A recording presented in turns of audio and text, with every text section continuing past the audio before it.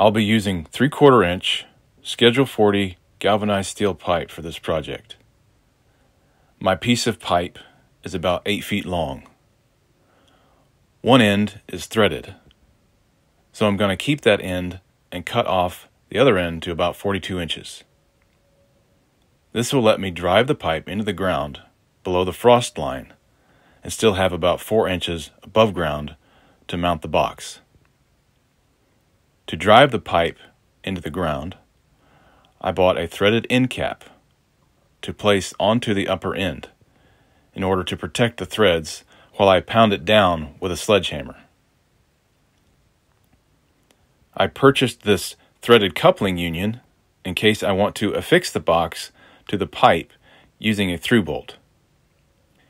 Using this pipe nipple, I show how I will attach the long piece of pipe to the box.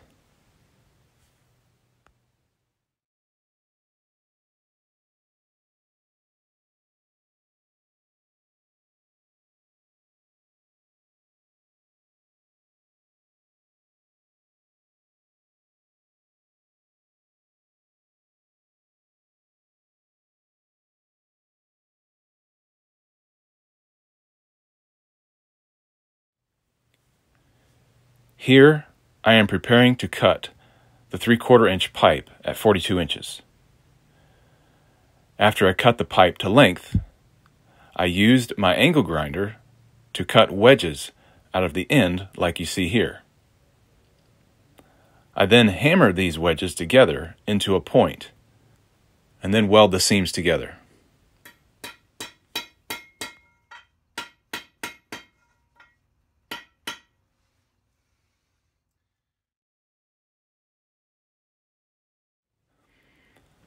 When welding, be mindful of what grade of material you are welding.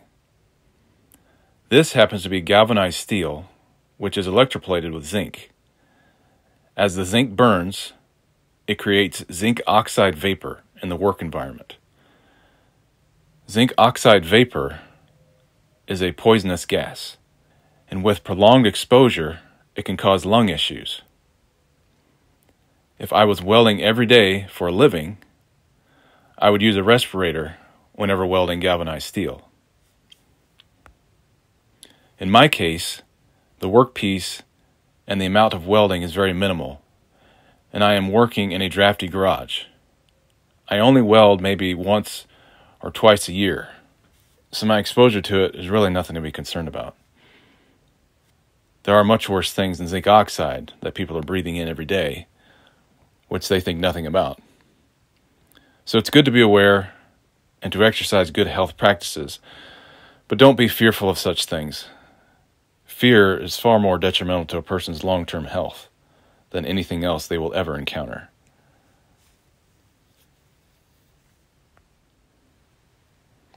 After welding the seams of the point, I then grind the point smooth.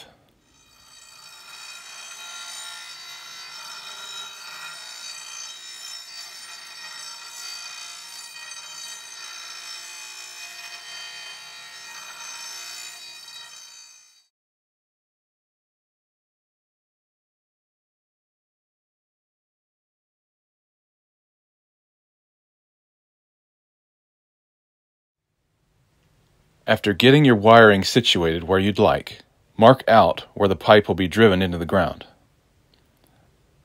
My pipe goes right here. Make sure you don't forget to thread on the end cap before hammering the pipe. My end cap is on, so away we go.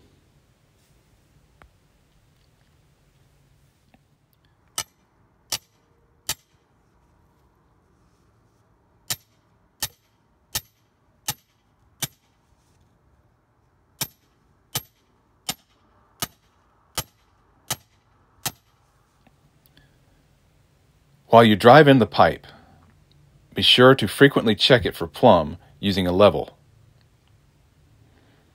If the pipe is out of plumb, do your best to push it in the direction it needs to go.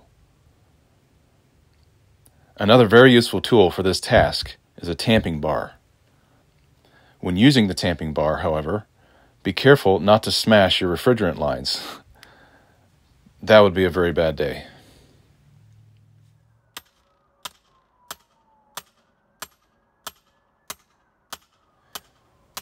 You'll notice that I'm going slow as I hammer in the pipe, to be careful not to hit my vinyl siding. In warm weather, the siding could possibly take a hit, but not when it's this cold.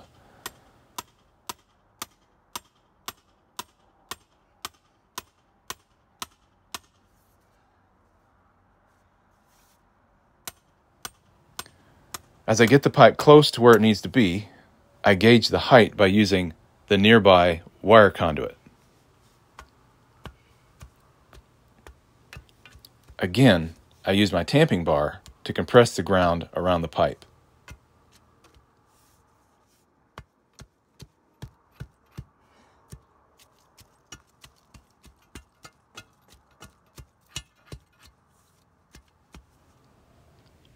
To mount the box, I start by threading on the lock ring.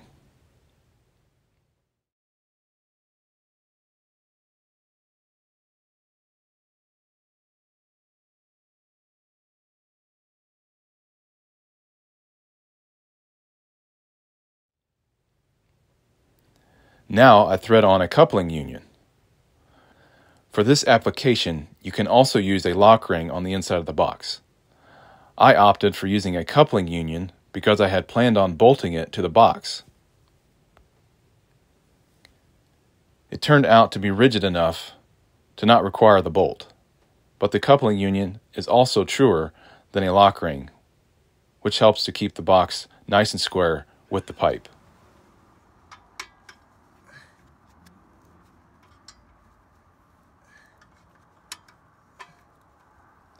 I use a pipe wrench to tighten the coupling union, but for the lock ring, I use a special wrench designed specifically for it.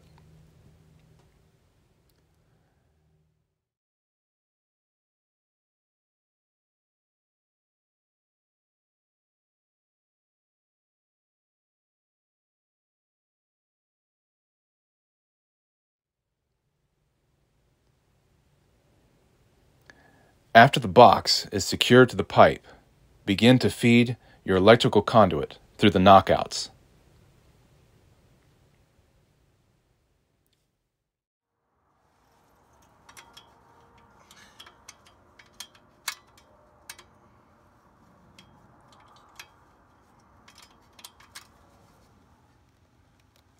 Okay.